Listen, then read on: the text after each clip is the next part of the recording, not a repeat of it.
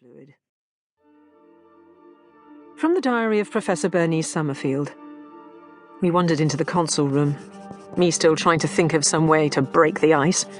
One of the many trivial things I'd been doing over the last few days was to try and repair my portable history unit. It's a little screen that lets you access archives while in the field, or in my case, while in the bath. Normally you'd need an account with whatever library you're accessing, but with a bit of help from one of those beardy-weirdy computer experts you trip over in spaceports, I'd put together a program that makes the library think you're a member. The thing broke down, of course, just before heaven, and I'd been carrying it in my luggage ever since. So, as part of my great campaign to do things, I had hefted one of the doctor's folding work tables into the console room and set about dismantling the thing, on and off, with gaps for tea, and crying. As we entered the console room, then, I was surprised to see the unit sitting atop the folding table, complete and repaired. I picked it up and switched it on, while the doctor glanced offhandedly at various monitors on the console. He'd repaired the unit's hardware, but the programming was all over the place. Travelling through the time vortex isn't the best place to deal in electronic media, of course. It's like trying to follow a soap opera that's being performed on a series of trains as they speed by, while other trains with different stories... Well, it's difficult, all right. Anyhow, the doctor had succeeded in creating some weird protocols with new files half set up all over the place, and error messages demanding attention everywhere. I pressed a few buttons and cleared everything, discovering, to my relief, that the doctor had got the thing functioning correctly at least. I turned to him, grateful to have something to ask him about. "Thanks for fixing this up." He glanced up from the console. "I just wanted to work out what it was, how it worked. I reversed the polarity of the communications coil, by the way, so you can write into archives too. But to do that, I had to connect it through the TARDIS information processors, because I know how to work with those.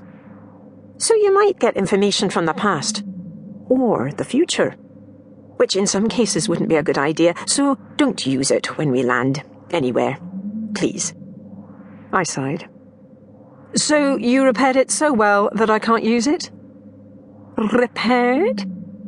Ooh, did it need repairing?" I smiled, which was good.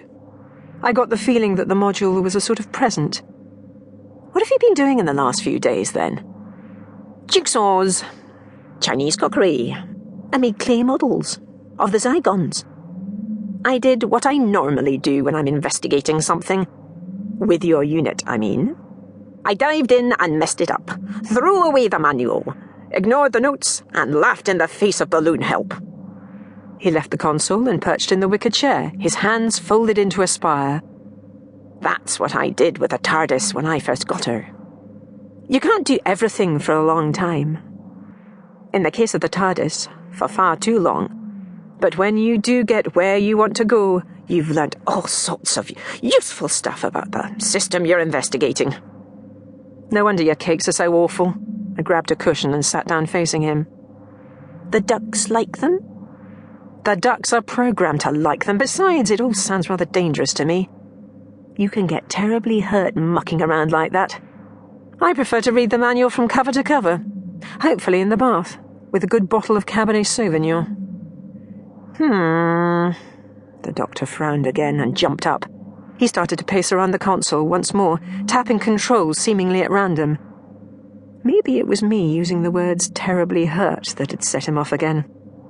God, I was being careful of his feelings. His glance fastened on a monitor, and an uneasy grin spread over his features. "Found it. Good girl." He tapped a few buttons and straightened up.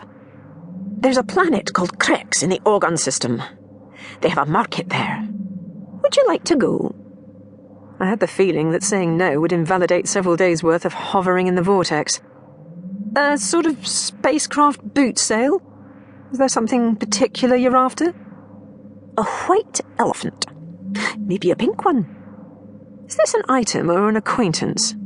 He paused for a moment, and then smiled one of his more dangerous secret smiles. "Both." The TARDIS materialized with that noise it has.